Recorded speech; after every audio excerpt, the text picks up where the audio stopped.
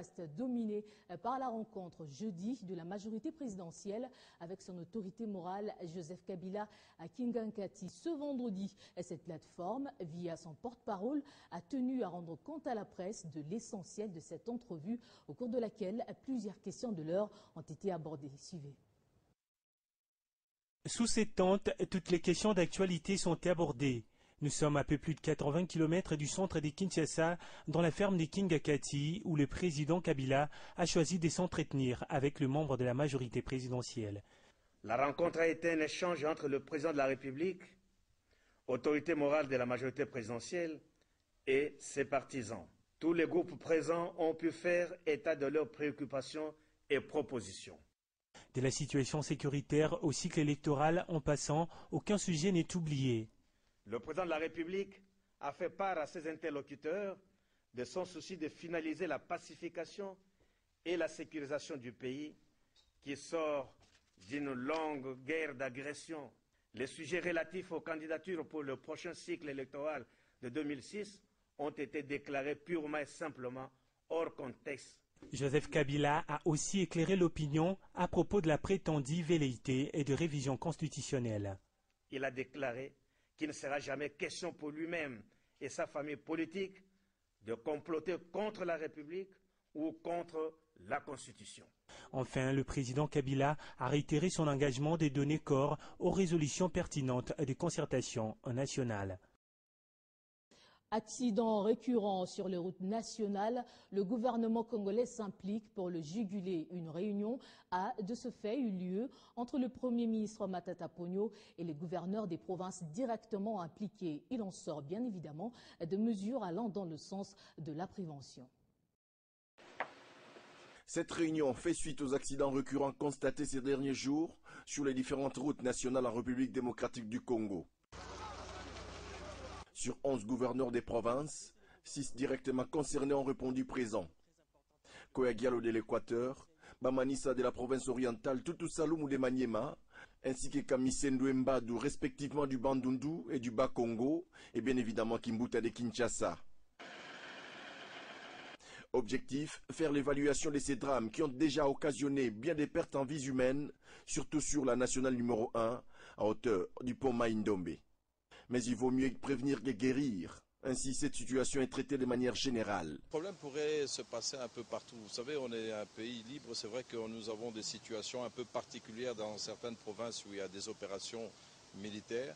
Mais toutes les routes sont concernées, ou même ici à Kinshasa, les routes du Bandundu, les routes de toutes les provinces sont concernées pour que nos populations et les opérateurs économiques puissent en toute sécurité circuler, mais sans être tracassés. Des mesures doivent être prises. Hormis les accidents, le Premier ministre a aussi abordé avec ses représentants des provinces la question des tracasseries routières et du trop-plein des barrières. La loi est claire. On trouve 23 services de l'État sur le port de Bukavu, c'est pas normal. Alors qu'on a droit qu'à 4 services. Il faut qu'on revienne vite à ça. Mais les mesures, c'est d'abord le respect par ces services de poste où ils doivent se tenir. Déjà, le mercredi dernier, le chef de l'exécutif congolais Matata Ponyo a, sur instruction du chef de l'État, effectué une visite d'inspection sur la route nationale numéro 1. Sur place, il a longuement échangé avec les habitants du coin. Parlons coopération, audience vendredi au ministère des Affaires étrangères. Raymond Chibanda s'est entretenu avec le ministre brésilien de la Défense, Celso Amorim, et l'ambassadeur de l'Union européenne en RDC, Jean-Michel Dumont. Plusieurs questions ont été abordées au cours de ces échanges, notamment la coopération RDC-Brésil et le sommet entre l'Union européenne et l'Union africaine qui se tiendra à Bruxelles au mois d'avril. C'était une journée chargée pour le ministre Raymond Chibanda. 2 points essentiels ont caractérisé l'entretien entre le ministre brésilien de la Défense et le chef de la diplomatie congolaise. L'objet de cette visite diplomatique de Celso Amorim était entre autres la coopération en matière de la défense entre les deux nations, la RDC et le Brésil. Élargir la coopération militaire en matière de défense entre le Brésil et la République démocratique du Congo, qui est un pays qui a qui se ressemble beaucoup au Brésil à cause des forêts, des rivières et tout cela. De nombre de voisins, le Brésil aussi a 10 voisins, vous avez 9. En dehors de cette coopération, Amorim est en RDC pour appuyer l'action du général brésilien prestant au sein de la MONUSCO. Juste après leur entretien, c'était au tour de Jean-Michel Dumont, ambassadeur de l'Union européenne en RDC.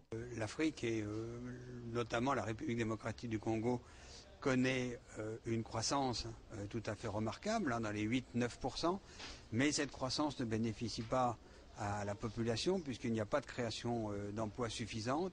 Et donc comment faire en sorte que notre coopération puisse déboucher sur une croissance qui crée des emplois qui bénéficient à la population. Le sommet entre l'Union européenne et l'Union africaine qui se tiendra du 1er au 2 avril en Belgique étant d'actualité, Raymond Tshibanda a précisé à son invité que les questions liées à la population, dont l'immigration, les questions de paix et le développement en Afrique, seront au centre des échanges. Et juste après, Celso Amorim s'est entretenu avec son homologue congolais sur la coopération militaire entre son pays et la République démocratique du Congo. Au cours de leur échange, les deux parties sont tombées d'accord sur la nécessité d'accomplir un accord cadre qui devra définir les modalités de la coopération future. En seront à la vice-primature du budget où un événement historique a eu lieu ce vendredi. Il s'agit de l'installation du comité de la délégation intersyndicale, une première pour ce ministère depuis des années. La cérémonie s'est déroulée au cabinet du vice-premier ministre, ministre en charge du budget. Ils sont là. C'est eux qui vont conduire la délégation syndicale de l'administration du ministère du budget. Cette poignée de main avec le vice-premier ministre, ministre en charge du budget, est symbolique, officialisant leur installation. Une installation honorée par les ministres de l'Emploi, Travail et Prévoyance sociale et celui de la fonction publique. En tout, 7 syndicats sont représentés avec 9 délégués et 9 suppléants, faisant 18 la composition dans laquelle on retrouve 5 femmes. Son président, cet homme, Sébastien Ousseni. Les objectifs sont tellement nombreux, dans la mesure où donc, nous sommes fonctionnaires. Vous savez, quand on dit fonctionnaire, on dit que c'est la misère. Alors nous devons quand même les relever, mais nous ne sommes pas prétentieux pour dire que non, avec nous tout sera fait comme ils entendent. Non, on doit quand même faire l'essentiel. Rappelons que cette élection est une première pour l'administration du budget.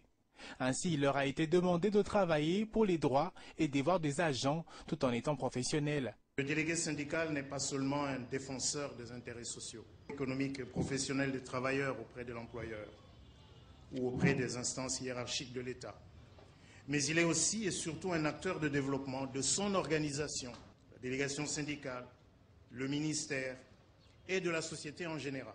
Un bon et fructueux mandat à eux, tel a été l'autre souhait dans l'espoir de les voir mettre fin aux habituelles revendications populaires connues dans le passé dans le rassemblement à la célèbre place Golgotha au profit d'un dialogue franc avec le gouvernement.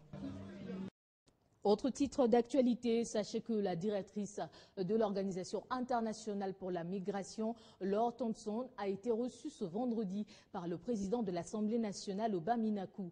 Les échanges entre les deux personnalités ont porté sur la sensibilisation des mouvements migratoires et la mise en place d'un cadre normatif pour la réglementation dans ce domaine. L'Organisation internationale pour les migrations est une organisation intergouvernementale active mondialement dans le domaine de la migration. Son siège se trouve à Genève. L'OIM pose le principe selon lequel les migrations s'effectuant en bon ordre et dans le respect de la dignité humaine sont bénéfiques pour les migrantes et migrants et les sociétés.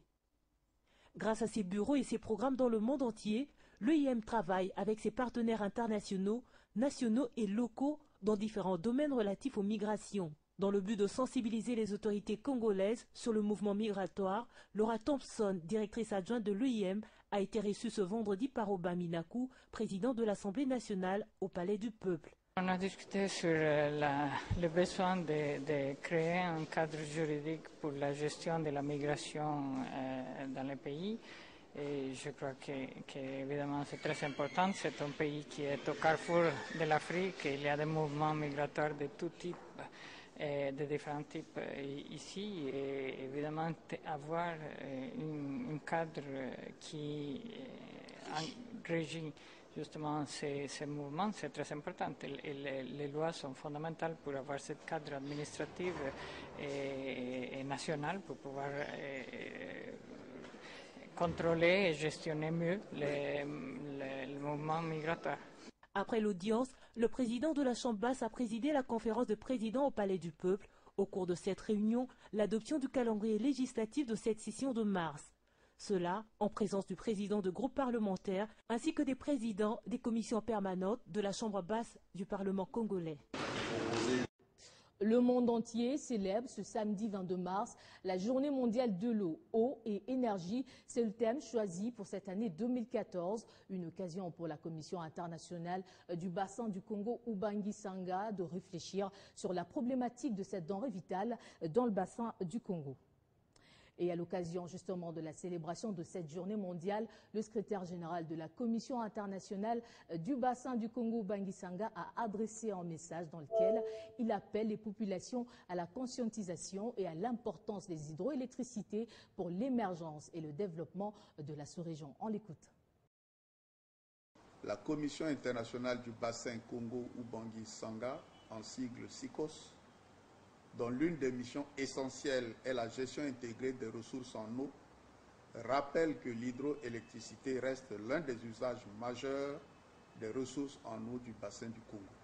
En effet, dès sa création en 1999, la SICOS a pris conscience du rôle énergétique que peut jouer ce deuxième réservoir d'eau douce du monde, dont le potentiel hydroélectrique est estimé à 100 000 MW, soit 13% du potentiel mondial.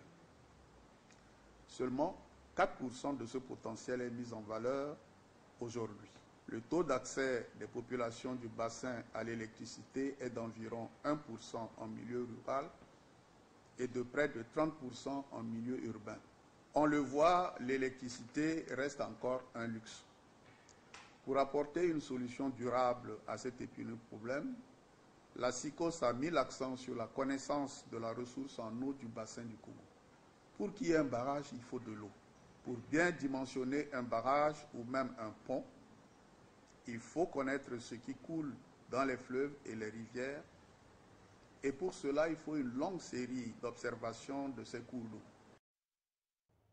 Au mois de mars, mois de la femme, la RDC a participé à la 58e session de la Commission des Nations Unies sur les conditions de la femme organisée aux États-Unis. La ministre du Genre, Famille et Enfants, qui a représenté la RDC, en a profité pour évoquer de vive voix les conditions de la femme congolaise avec le secrétaire général des Nations Unies, Ban Ki-moon. C'était au siège du secrétariat général des Nations Unies.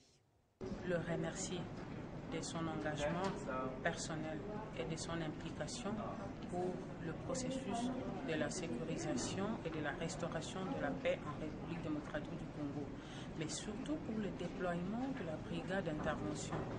C'est vrai que les forces négatives du M23 ont été délogées, mais il y a encore des foyers de tension par-ci par-là, des groupes armés qui doivent également être neutralisés. Et nous avons également demandé au secrétaire général de soutenir les efforts du gouvernement de la République démocratique du Congo et du président de la République, Joseph Kabila, à lutter contre l'exploitation illicite des minerais. Il y a plusieurs rapports des experts des Nations Unies qui condamnent certains États et certaines multinationales qui trafiquent illicitement nos minerais. Et nous souhaitons que les sanctions soient appliquées, mais aussi l'endroit des pays par lesquels transitent ces minerais, mais également les pays qui fournissent des armes aux groupes armés de la République démocratique du Congo. Nous attendons vraiment des sanctions à l'endroit de ces pays. Parlant transport, dans ce journal, le ministre des Transports et Voies de Communication a lancé jeudi au Beach Ngobila à Kinshasa la campagne sur le port obligatoire de gilets de sauvetage. Justin Kalumba a déclaré que toutes les embarcations naviguant sur les cours d'eau congolais devraient désormais compter autant de gilets de sauvetage que des passagers à bord, mesure de sécurité pour les usagers de voies fluviales et lacustres en cas de danger. Pour le ministre, cette campagne entre dans le cadre du programme d'assainissement des conditions de navigation sur le fleuve et sur les lacs congolais. Nous pouvons comprendre qu'en cas de naufrage, il y ait peut-être des pertes matérielles, des marchandises qui se perdent, le bateau lui-même qui fait un échouement, mais nous devons sauver l'essentiel, c'est-à-dire la vie humaine. Voilà la pertinence de cette campagne qui impose à tous les armateurs de détenir des gilets de sauvetage.